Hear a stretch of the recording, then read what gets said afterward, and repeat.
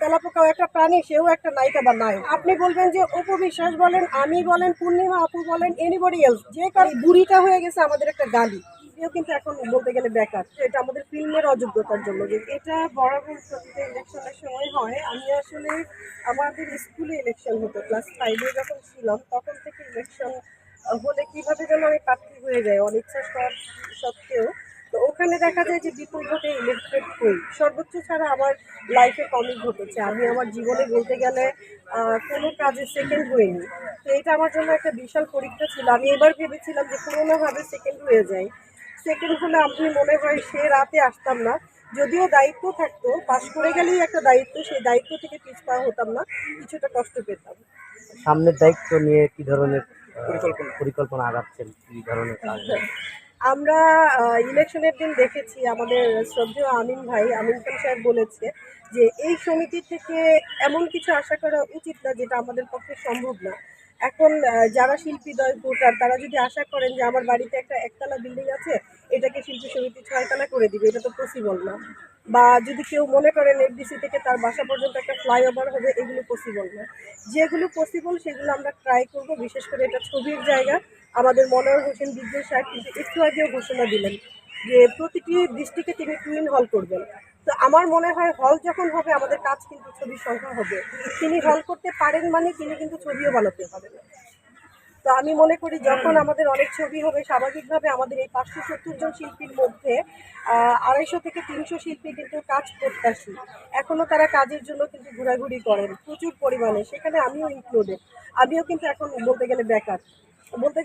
এটা আমার নিজের অযোগ্যতার জন্য না, আমি বলবো যে এটা আমাদের ফিল্মের অযোগ্যতার জন্য, যে ছবি হচ্ছে না।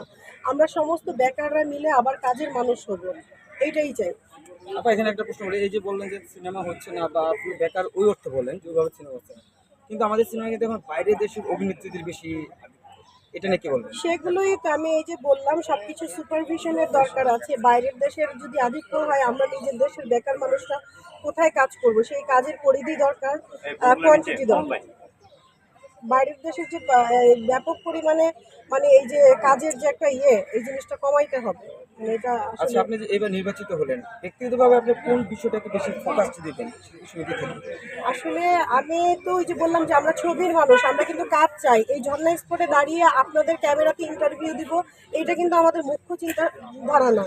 এটা কিন্তু আমাদের চাওয়া না। আমাদের চাওয়া হচ্ছে আমরা শুটিং করবো, সেই শুটিং স্পটে আপনারা আসবেন। নির্বাচনের মাঠ থেকে কথা বলতে চাই না, শুটিংয়ের মাঠ থেকে কথা বলতে চাই।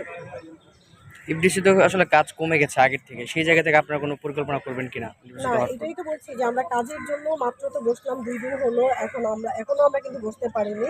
আমরা ঠিক মতন শপথটা নিয়ে যখন বসবো, আমাদের কাজ নিয়ে সর্বপ্রথম পরিকল্পনা যে আমাদের শিল্পীরা কিভাবে বেকার থেকে আমরা আবার নিজেরা কাজে ব্যস্ত থাকবো, আবার কিভাবে দর্শকের জন্য কাজ উপহার দিতে পারবো। আমাদের প্রকৃত দর্শকরা কিন্তু আমাদেরকে চায়। যতই আপনারা ইন্টারভিউ নেন, আমি দেখেছি যে খুব জনপ্রিয় নায়িকা বা চীনা না, সম্পূর্ণ সবার নিচে 10-15 জনের একটা গ্রুপ হয়েছে যারা কিনা কমেন্টস করে যে একে নায়িকা বানালো কোন ডিরেক্টর, একে নায়িকা বানালো কোন পরিচালক। তেলাপোকাও একটা নায়ক, সেও একটা নায়ক। হ্যাঁ, তেলাপোকাও একটা প্রাণী, সেও একটা নায়িকা বা নায়ক। এই ধরনের 10-15 জন কমেন্টস করে। এটা আপনি বলবেন যে অপু বিশ্বাস বলেন, আমি বলেন, পূর্ণিমা আপু বলেন, এনিবডি এলস, যে কারো নিচে এই ধরনের 10-15 জনের কমেন্টস।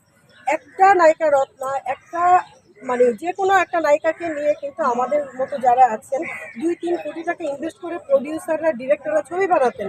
কাজী হায়াতের মতন একটা মানুষের চুজিং কিন্তু ভুল হতে পারে না। তো এই মানুষগুলো আমরা কিন্তু বেকার হয়ে আছি ছবির জন্য। আমাদের কিন্তু বলতে গেলে এখন যে কোনো নায়িকাকে বিগতকালের নায়িকা থেকে শুরু করে আজকের নায়িকাদের নিচে পর্যন্ত লেখা হয় মানে আজে বাজে। আমি বললাম যে কমেন্টসের মাধ্যমে আমাদেরকে বানায় দেওয়া হয় একদম বার্ধক্য। মানে এই বুড়িটা হয়ে গেছে আমাদের একটা গালি, অ্যাটলিস্ট বাংলাদেশের প্রেক্ষাপটে। অ্যাকচুয়াল কি তাই? ক্লাস 7-এ থাকতে আমি এখানে কাজ করতেছি। এখন আমি মনে করি যে যেই কাজটা আমি দিতে পারবো, হয়তো আগে টিনেজের কাজ করতাম, এখন টিনেজ না। আমার এইজ অনুযায়ী আমাকে কাজে নিবে, কাজে ডাকবে, সেই জিনিসগুলো কিন্তু পাচ্ছি না। তো আমরা চাচ্ছি যে আমাদের ছবি হোক, আমরা সবাই মিলে কাজে মানে মেতে থাকি। এই পরিকল্পনাগুলো আমি চাই যে ব্যক্তিগতভাবে আমার দলীয় সভাপতি, সেক্রেটারি এবং দলীয় যারা আছেন সহসভাপতি, সাধারণ মানে ইসি কার্যকরী সদস্যতে যারা আছে সবাই মিলে যাব। সাধারণ ভোটার থেকে শুরু করে আমাদের শিল্পীদের সবাই ব্যস্ত হয়ে থাকি।